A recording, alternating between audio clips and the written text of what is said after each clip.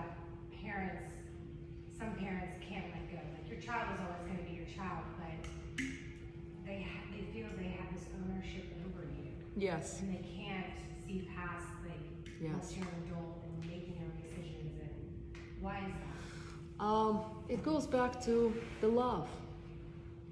When parents are empty, which we're gonna get to that point a little bit later, but I'll say it now since it's in the space, they're actually children themselves. And when adult acts like a child, it feels like it owns somebody. When it comes to kids, we gotta get, and it's a very difficult concept for a parent to get, that our children do not belong to us. They are not ours. They come as teachers. They come from above to teach us and for us to teach them. And if we're looking at them as teachers, we have a completely different relationship to them. That they don't owe us anything, because people with low self-esteem or an illusion of high self-esteem, they demand things. They put on children that you have to be a dentist, or you have to listen to me, or you have to be a good girl or a good son to provide, to get married and have children. This is all our perception of how we think they should be. There's no love there. There's no love there at all. Or there's a rejection. Or you're not like the way I wanted to, I don't love you at all. I don't want to have a relationship with you. And so parents with low self-esteem or illusion self-esteem, they go back and forth between those two.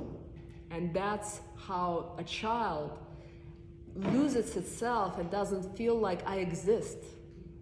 Because they constantly feel like, oh, I gotta do this to mom, and I gotta listen to her, and I gotta visit to her, and I gotta cook to her, or something else and something else. And they're bending again themselves by trying to please and prove and earn this love. When people do the spiritual work, soul knows that it came into this life whole and complete. And when it connects to the soul source, it doesn't feel that it needs to bend or prove or earn love. Because it's hard for a parent to really get that they're not ours. That's the main point. They're our teachers. What are they teaching us? Yeah, so thank you for giving that beautiful example. Because every day my son is teaching me how to shift more to femininity. For him, I am not feminine enough. And so he's my greatest teacher.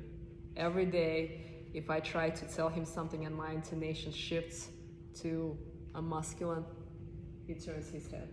Like, he's disconnecting from me. I'm like, okay, got it. I gotta still continue doing the work. Because he's an alpha boy. And he was like that since he was 3 years old. Very bossy. And so most of the time I'm like, okay, what do I have to do with myself to transform myself, to become so feminine, to have this harmonious relationship with him? Because the moment I'm in my masculine, he does this. And it's so painful, and it's such a shock to me, but I'm like, okay, I just have continue my journey, continue doing my work. Because towards 6, 7 p.m., when my femininity comes to an end, I feel, sometimes he disconnects, he doesn't like it. And that tells me, okay, I gotta wake up even earlier, and I gotta do even longer prayer so it lasts longer. So every day he is teaching me. Because we're looking at it's like, how much can we teach them? And that's where we're hurting their soul and we're disconnecting from them. But it's a two-way highway. They teach us, we teach them.